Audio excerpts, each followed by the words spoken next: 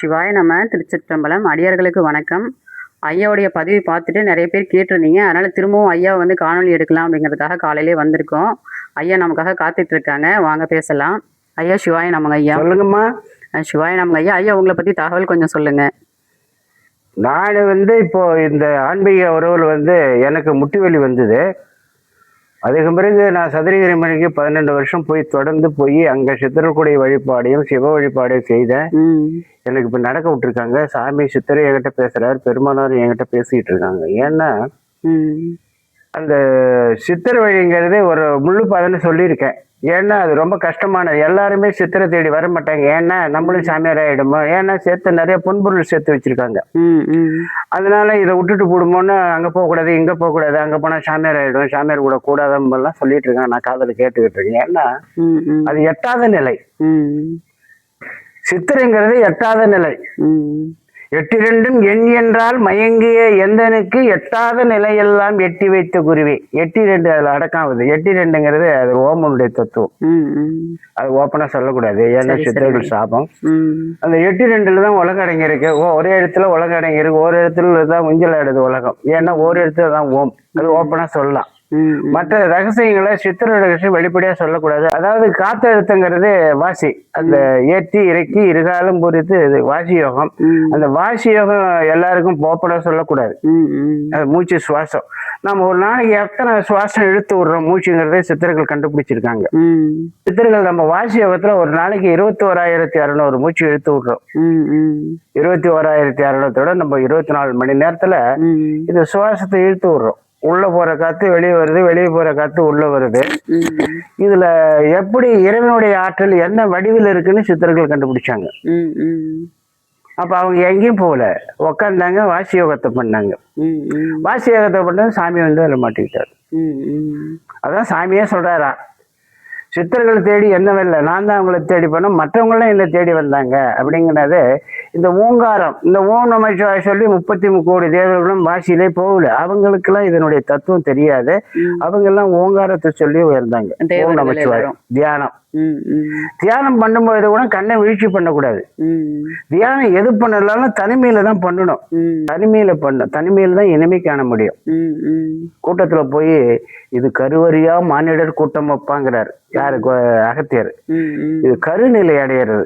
கருநிலைன்னா யாரு? மனித பெண் பிளவத்துல போறது கரு. அது வேற கரு, இது வேற கரு. இது கருங்கிறது சிவனுடைய அற்புதங்கள். அதனாலதான் வள்ளலார் தனி அறையில ஒரு தியானம் பண்ண. ஆமா, அவர் ஏன்னா அவர் யாரும் இல்லாத இடத்துலதான் அதான் சொன்னாரு, தனிமையிலும் இனிமை காணலாம். தனிமையில போனாதான் உட்காந்து இனிமை காணலாம். அப்ப நம்ம கண்ணை மூடிட்டு தான் பண்ணணும். கண்ணை மூடிட்டு பண்ணாதான் உங்க செயல் அவங்களுக்கு தெரியும். நீ அவங்க என்ன சிக்னல் கொடுக்குறாங்கன்னு உனக்கு தெரியும். இது பாத்தீங்கன்னா இது தியானம். ஆமா. தவம் யோகம் அப்படின்னா என்னங்க? தவங்கிறது அது ரெண்டும் ஒன்றுதான். தியானம் தவம் ரெண்டுதான். ஏன்னா தவங்கிறது அந்த ஓங்காரத்தோட தான் தவம். தியானங்கிறது அதுதான். சரிங்க ஐயா. எப்படி போனாலும் இப்படி வந்தாலும் அந்த இடத்துக்கு வரோம். நம்ம இப்படி சுத்தி வந்தாலும் வரோம். ஏன்னா இந்த ஓங்காரம் இல்லைன்னா தவத்து நிலைக்கு வேலை கிடையாது. அது ஓங்காரம் சொன்னாதான் கிடைக்கும். நமச்சிவாயம் சொன்னா கிடைக்காது. நமச்சிவாயங்கிறது பேசாது. ஓம் சொன்னாதான் பேசும். ஊமை எழுத்தே உடலாட்சி, ஓம் என்று எழுத்தே உயிராட்சி. இந்த ஊமை எழுத்து நம்மளுடைய சரீரம்னு சித்தர்கள் சொல்றாங்க. ஓமுங்கிறது உயிர், அதுதான் பேசுது. அந்த ஓம உச்சரிக்கும் போதுதான் சாமி நம்ம கிட்ட பேசுவார். சிவசிவா சிவசிவான்னு சொன்னா வராது. நமச்சிவாய சொன்னாலும் வராது. ஓம் சொல்லி நமச்சிவாய சொல்லணும். அப்பதான் அது உயிர் பெறும். சரி சரிங்க ஐயா. புரியுதா? ஏன்னா ஓமம் இல்லைன்னா உலகம் இல்லைங்கிற மாதிரி ஓமம் உச்சரிக்கும் போதுதான் சாமி பேசுவாங்க. நீ சிவசிவாங்கிற வார்த்தையே சொல்லக்கூடாது. ஏன்னா நம்ம வயசானவன் நான்லாம் சொல்லலாம் சிவசிவான சிவாய நம்மன்னு சொல்லக்கூடாது. ஏன்னா நான் இந்த மண்ணுல வாழ்ந்தது போதியா என்னை இட்டுக்குங்கன்னு அர்த்தம். சிவாய நம்மங்கிறது ஓம் நம சிவாய உயிர் உள்ள காலம் சில செய்யணும்னு ஆசை. அந்த சிவசிவங்கிறது எப்ப யாரும் சொல்லணுங்க ஐயா? என்னோட வயசானவங்க தான் சொல்லலாம், நீங்க எல்லாம் சொல்லக்கூடாது. சரி சரிங்க ஐயா. யாரும் ஓம் நம சிவாய சொல்ல சிவாய நம்மன்னு சொல்லக்கூடாது. சிவாய நம்ம எனக்கு வாழ்ந்தது போங்கிறது அர்த்தம். அது யாருக்கும் தெரியாது. எதுக்கு எடுத்தாலும் சிவாய நம்மன்னு சொல்லுவோம். அது தெரியாதவங்க சொல்றாங்க. அது நம்ம ஒண்ணும் பாரு தெரிஞ்சா நம்ம சொல்லி கொடுக்கணும். நான் நிறைய பேருக்கு சொல்லுவேன் சிவாய நம்ம சொல்லாத. சிவாய நம்மங்கிறது என்ன? நமச்சிவாயங்கிறது என்ன, ஓம் நமச்சிவாயங்கிறது என்ன? இந்த நமச்சிவாய சொல்றதும் அதுதான், நமச்சிவாய சொல்லலாம், ஆனா சிவாய நம்ம சொல்லக்கூடாது. அது ஓம் சொல்லாதே சிவாய நம ஓம் நமச்சிவாய சொல்லணும். இந்த ஓம உச்சரிக்கலனால அந்த உயிர் எழுத்துக்கு உயிர் இல்லை, ஒரு ஊமையிட்ட பேசுற மாதிரி. அப்ப இந்த சிவாய நமங்கிறது நான் வாழ்ந்தது போதுங்கிறது அர்த்தம். சரி சரிங்க ஐயா, அதெல்லாம் புரிஞ்சுக்கிங்க. ஏன்னா நீங்கெல்லாம் சின்ன வயசு பிள்ளை, நீங்கெல்லாம் இந்த உறுதி பண்ற வயசுல இருக்கீங்க, சம்பாதிக்கிற நிலை. நம்ம இந்த வயசுல சம்பாதிச்சுக்கணும், பிள்ளைகளுக்கு படிக்க வைக்கணும், வீடு கட்டணும், இந்த மாதிரி நிலையில இருக்கும் பொழுது நீங்க சிவாய நம்ம சொல்லக்கூடாது, ஓம் நம சிவாய சொல்லு. சரிங்க ஐயா, சரிங்க ஐயா. ஏன்னா நம்ம இன்னும் கொஞ்சம் நாளைக்கு இருந்து பிள்ளைகள் எல்லாம் பார்க்கணும். அதனால நமச்சிவாய சொல்லுங்க, ஓம் சொல்லனாலும் பரவாயில்ல, நமச்சிவாயன்னு சொல்லுங்க. ஓம் உச்சரிச்சா அது உயிர் பெறுது, ஓம் உச்சரிக்கலாம் அது உயிர் இல்லை. வாசியோகம் பத்தி சொல்லுங்க. வாசியோகம், வாசியோகம் பண்றது காற்று பிடிக்கிறது.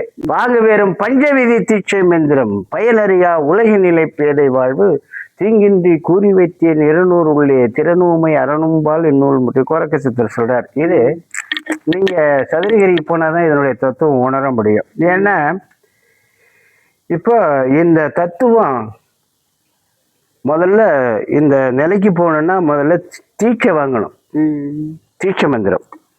அந்த தீட்சை மந்திரம் வாங்கினாதான் நீ எங்க போனாலும் அது செல்லுபடி ஆகும். நம்ம ஒரு லைசன்ஸ் எடுக்கிறோம்ல, அது மாதிரி எல்லா மாநிலம் தீட்சை மந்திரம் வாங்கணும். இந்து மணி தான் இவனு என்ன பண்றது, புலால் சாப்பிடுவோமே அதை நிறுத்திடுவோமே என்னன்னு பயிட்டு அதுகிட்ட வர்றதில்லை.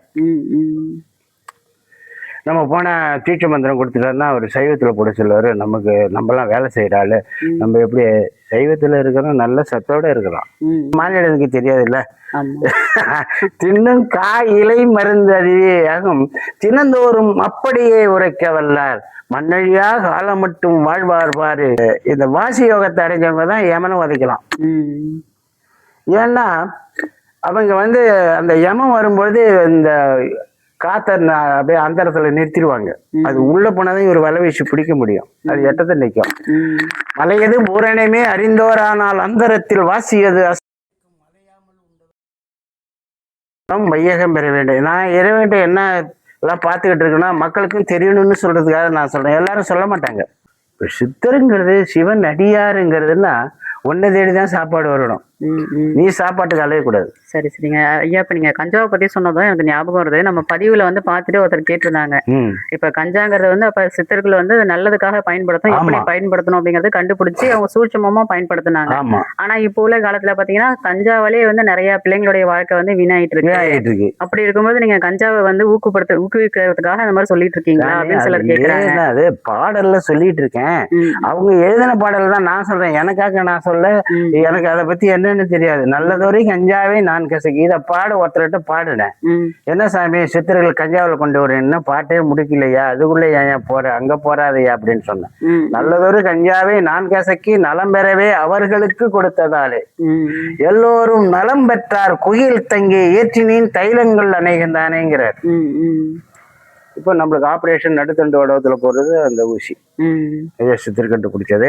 சில தைலங்கள் மருத்துவத்துக்கு எப்படி பயன்படுத்தணுமோ அப்படி பயன்படுத்தணும். ஆமா, அதுக்காக நீங்க போதைக்கு அடிமையாகி அதை நீங்க சாப்பிட்டுக்கிட்டு இருந்தா அது நம்ம பொறுப்பு கிடையாது. ஏன்னா நம்மளதான் நம்ம திருத்திக்கலாம், மக்களை எல்லாரையும் திருத்த முடியாது தெரியுமா.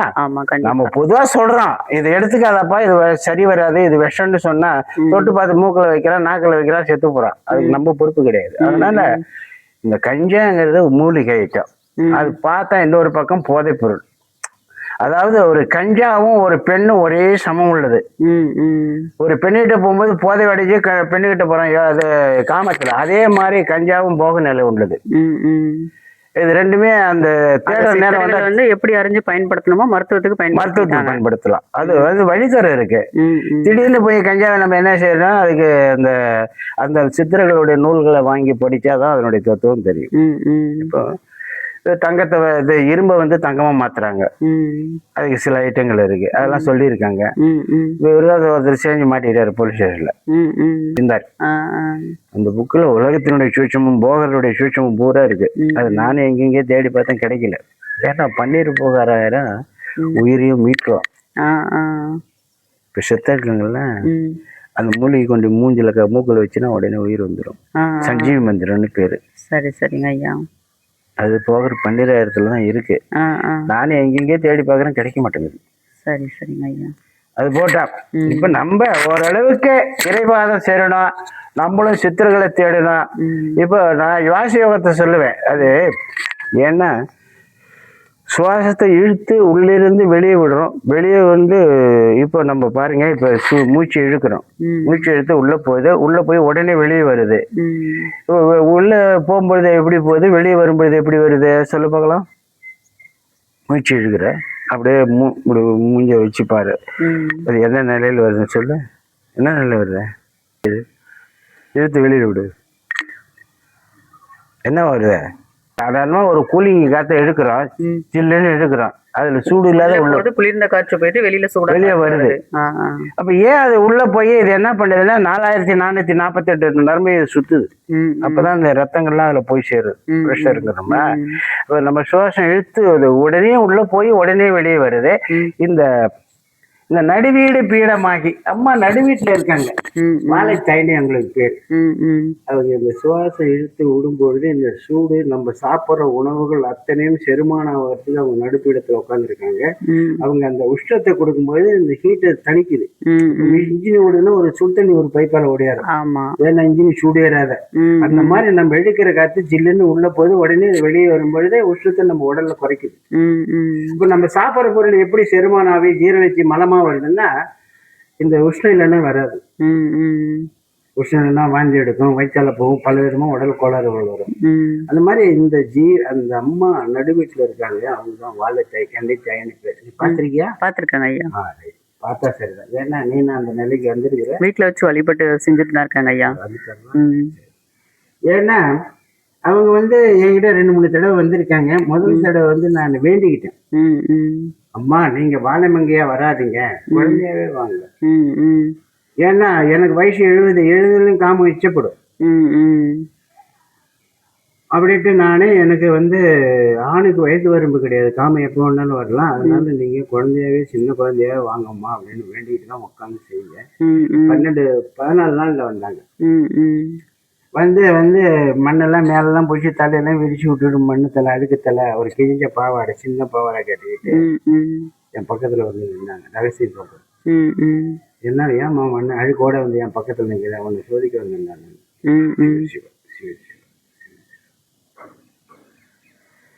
அம்மா வாழையம்மா திரிபுர சுந்தரி, உன்னுடைய வார்த்தைகளை நான் எடுத்து சொல்லிட்டு இருக்கேன், ஏன்னா அவங்க உன்னை சோதிக்க வந்திருந்தாங்க. நெஞ்சில இதுக்கு மேல நான் சொல்ல விரும்பல. ஏன்னா சரிங்க ஐயா. ஒரு கண்ணீர் சிவசிவன் இப்போ நம்ம உடல்ல அவங்க இருக்கிறாங்க. அவங்க இல்லைன்னா நமக்கு வழிபாடு எதுவும் தெரியாது. ஒரு பாட்டை கூட மனப்பாடம் ஒன்னால பண்ண முடியாது. சொல்றாங்க நான் வந்து நிறைய கொடுத்துருக்கிறேன் பாடுறேன். கோரக்கரன் அதான் சொல்றாரு, நான் தான் உங்களுக்கு நிறைய கொடுத்துருக்கேன் பாண்டா, அப்புறம் என்னடா வேணும்? பெருமானாரும் அதான் 3 பேரு நான் கேட்குறேன். யோகா தண்டம் வச்சிருக்கேன். நான் வந்து இந்த கொங்கடர் மலைன்னு இங்க எடப்பாடிக்கு பக்கத்துல இருக்கு கவர்மெண்ட், அங்க போய் பாடி வச்சிருந்தேன். ஒரு ஐயா வந்தாரு, எனக்கு ரொம்ப சந்தோஷமா இருக்குதாங்க, நீங்க எல்லாம் சந்தோஷமா இருக்கிறீங்க, எனக்கும் சந்தோஷப்படுத்துங்கன்னு கேட்டேன். என்னடான்னாரு, இந்த மாதிரி யோக தண்டத்துல உங்களுடைய அருளை நான் வச்சு செஞ்சேன்னா நீங்க உடனே வந்து பேசணும், உங்க அருளை இதுல கொடுங்க சாமி, யோக தண்டத்துல வச்சு கொடுங்கன்னு கேட்டேன். உனக்கு எதுக்குடா இது, நாங்க எங்க போனாலும் ஒரு பின்னால வரோம், நீ உனக்கு ஐயா சொன்ன பெருமானார் விபூதி தான் சொல்றீங்க, விபூதி கூட நாங்க எடுத்துருந்தான் இருக்கோம். இவரு அதைதான் சொன்னார், உனக்கு யோக தண்டத்தெல்லாம் வேணாண்டா, நீங்க எங்க போனாலும் அங்க பின்னால வரோம், நீ உனக்கு இதுக்கு யோக தண்டெல்லாம் வேணாம், நீ போய் பேர் சொல்லி விபூதி போட நாங்க பாத்துக்கிறேன். அதனால நான் வந்து விபூதி போடுறதுல தான் இருக்கிறேன், யாரு கூட